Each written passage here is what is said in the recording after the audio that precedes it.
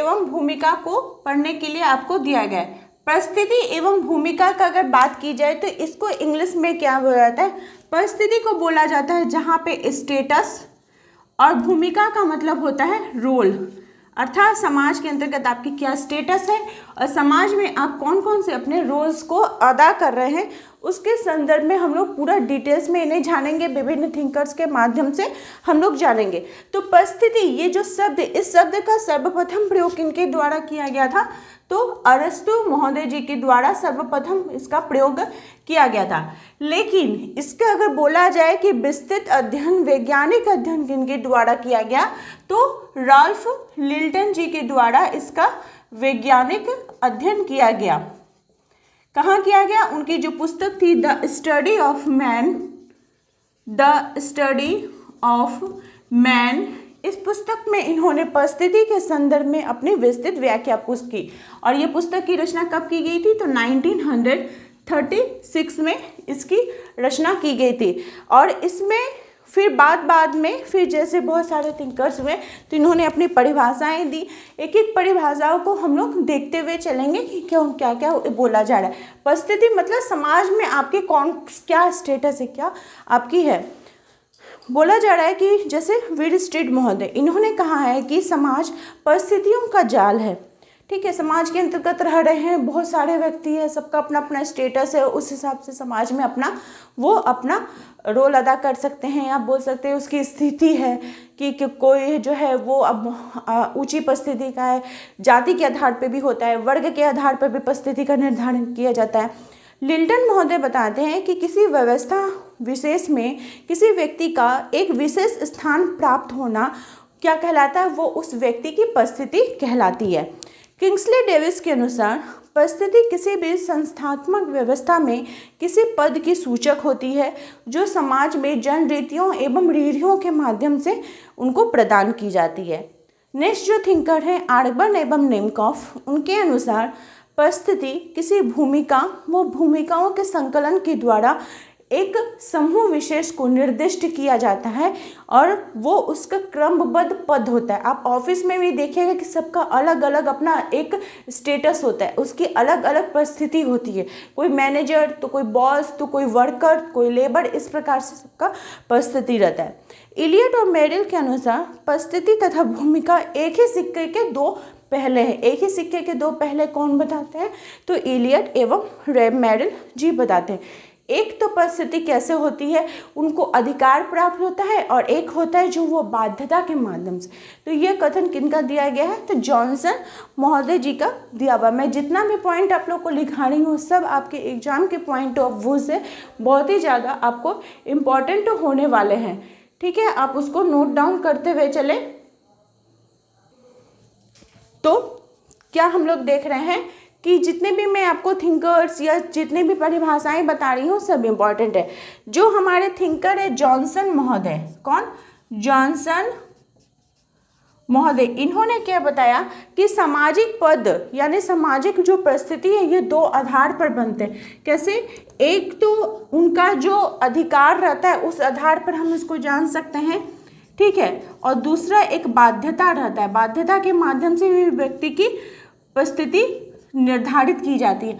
अधिकार मतलब कि आप जिस प्रकार से अपना एजुकेशन ग्रहण किए, आप अपने क्वालिटी के हिसाब से अपने क्वालिफाई के हिसाब से आप अपना स्टेटस को प्राप्त कर लिए। और एक रहता है बाध्यता, जैसे जाति में बाध्यता रहती है कि आप इस ऊंची जाति के हैं, आप निम्न जाति के हैं। तो ये सब जो परिस्थिति है वो बाध्यता के माध्यम से आएंगी, और आपने जिसको ग्रहण किया है वो आपका अधिकार के माध्यम से आएगा। ठीक है, लिल्टन महोदय ने 3 प्रकार के परिस्थितियां बताई हैं। लिल्टन महोदय ने कितने प्रकार के परिस्थिति बताई हैं? तो 3 प्रकार के। कौन कौन से हो जाएंगे? प्रदत्त परिस्थिति, अर्जित परिस्थिति और काल्पनिक परिस्थिति। क्या क्या बताई है? प्रदत्त परिस्थिति,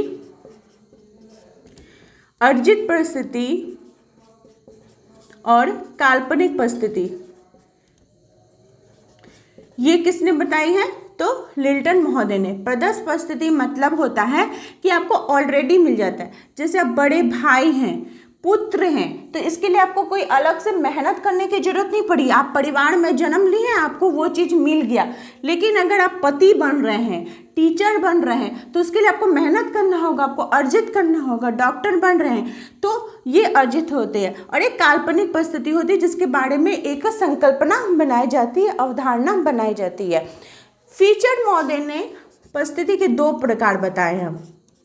इन सभी से ही आपको क्वेश्चन देखने को मिलेगा। फीचर महोदय ने 2 प्रकार के, एक तो हो गया कि जन्म के आधार पर, वही अधिकार और बाध्यता उसी से मिलता जुलता है, और एक हो जाता है आपका योग्यता के आधार पर, यानी कि जन्म के आधार पर प्रदत्त को आप बोल सकते हैं, योग्यता के आधार पर आप अर्जित को बोल सकते हैं। इनके सिर्फ भाषाएं जो है वो आपको अलग अलग देखने को मिलेगी, लेकिन जो कॉन्सेप्ट मेन कॉन्सेप्ट है वो आपका यही है।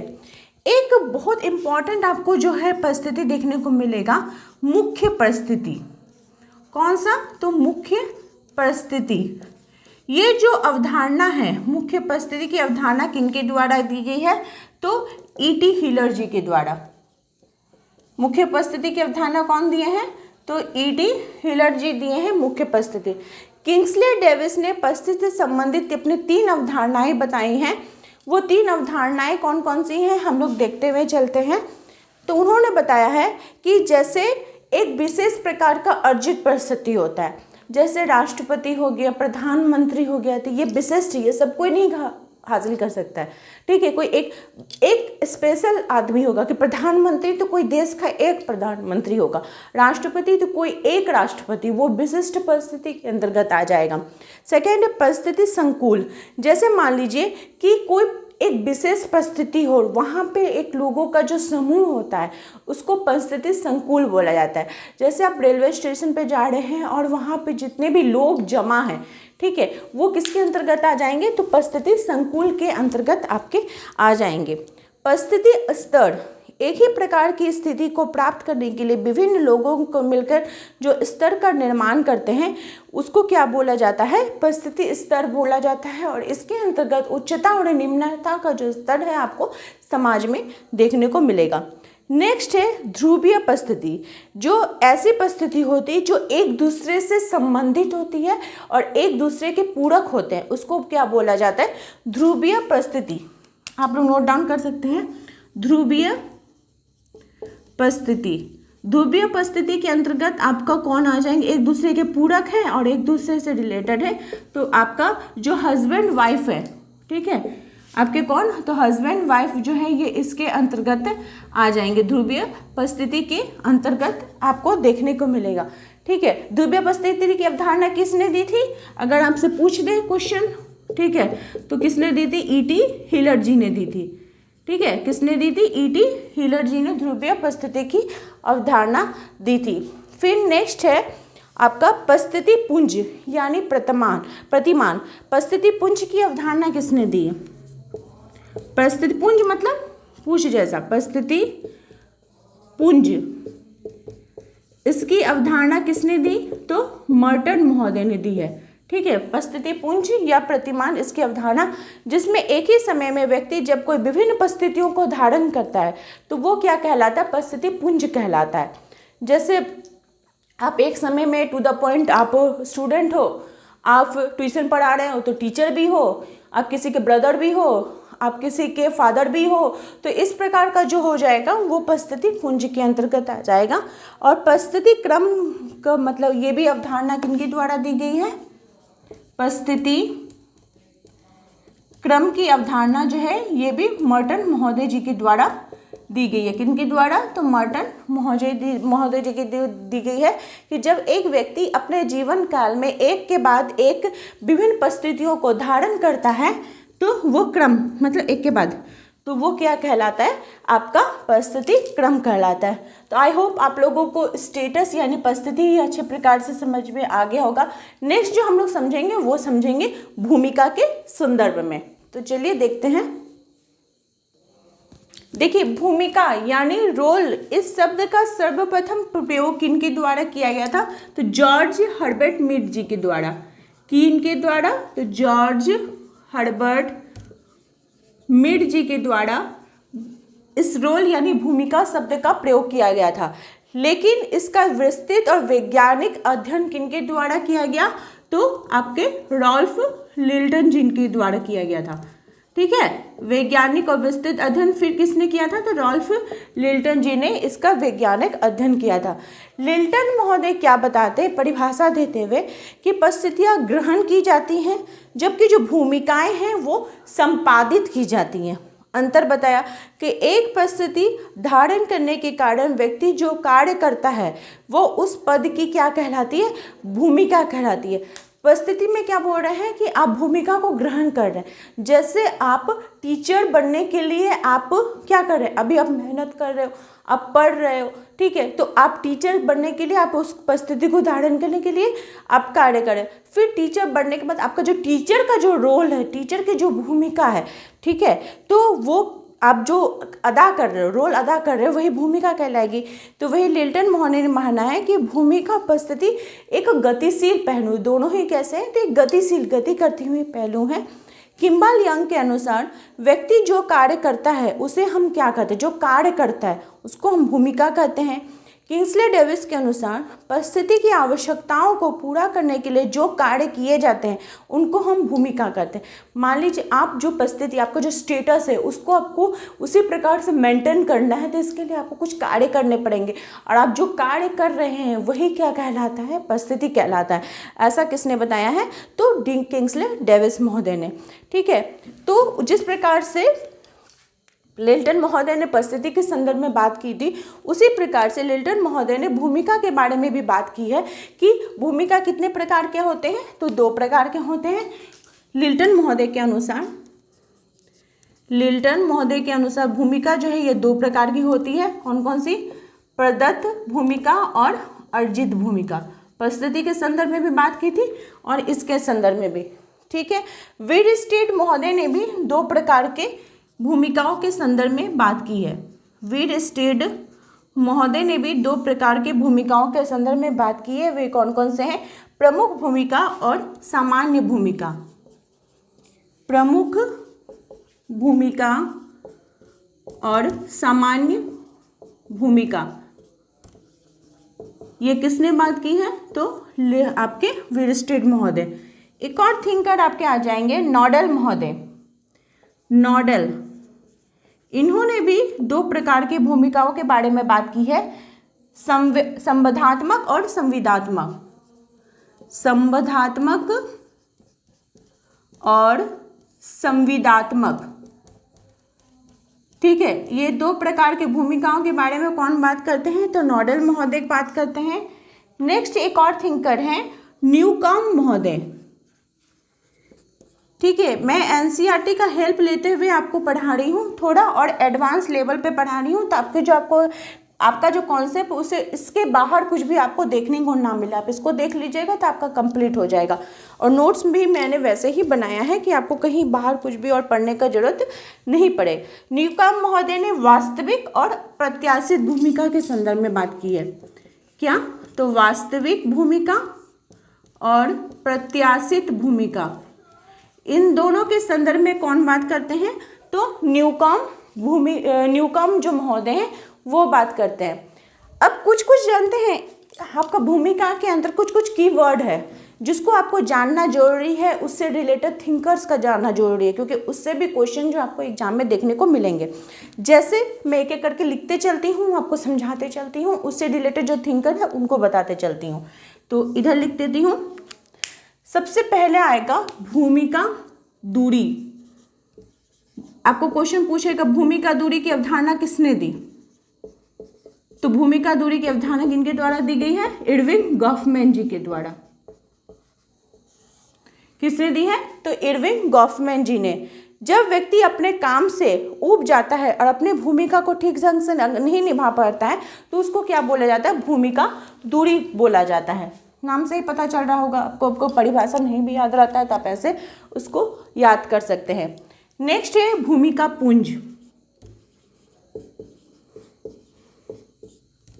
भूमिका पुंज की अवधारणा किसने दी है, तो मर्टन महोदय ने। हम लोगों ने देखा किनके द्वारा दी गई है, मर्टन महोदय।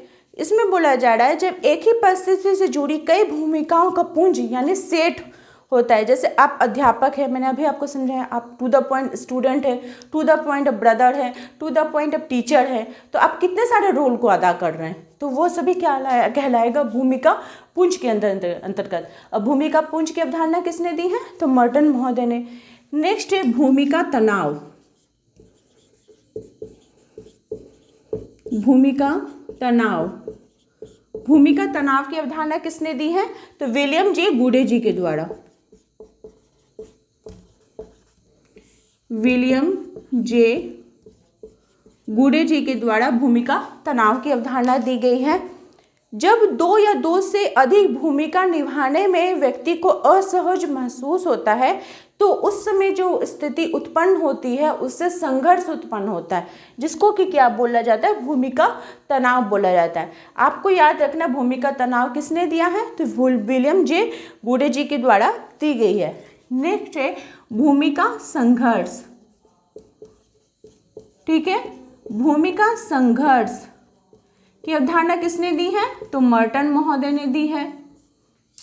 इसका मतलब हुआ कि भूमिका संघर्ष में व्यक्ति एक समय में, और जितना भी मैं आपको बता रही हूँ मैं अपने नोट्स से बता रही हूँ और इसी का आपको नोट्स में आपको प्रोवाइड भी करूँगी। इसी प्रकार से मैंने आपको विदाउट बुकीज लैंग्वेज यूज़ करके टू द पॉइंट आपको नोट्स बनाए ताकि आपको उस चीज़ों को पढ़ के कहीं भी, और आपका क्या है, एक पेज में आपका कंप्लीट हो जा रहा है, 2 पेज में आपका पूरा कॉन्सेप्ट कंप्लीट हो जाएगा, तो आपके बाहर आपको बल्कि चीज़ों को पढ़ना ना पड़े।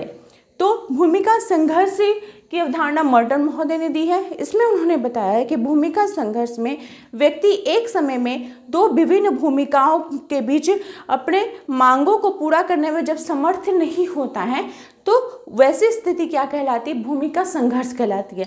मान लीजिए कि आप जज हैं, कोई एक जज है, ठीक है, और उस समय उसके जो कोर्ट में उसका बेटा चोर के रूप में आता है। अब मान लीजिए वो कौन सा भूमिका करेगा, एक पिता की भूमिका करेगा या एक जज का करेगा, तो उसके दोनों भूमिका के बीच में क्या हो जा रहा है, एक संघर्ष उत्पन्न हो जा रहा है, तो उसी को क्या कहला जा रहा है कि भूमिका संघर्ष।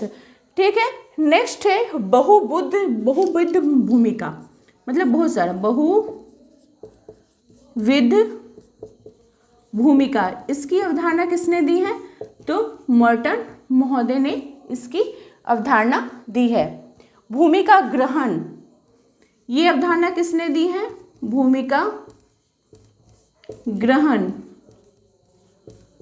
ये भी आपके जॉर्ज हर्बर्ट मीड जी के द्वारा दिया गया है। जब एक ही परिस्थिति को ग्रहण करने के बाद उससे जुड़ी भूमिकाओं को सीखना अगला चरण भूमिका निर्वहन या भूमिका ग्रहण होता है।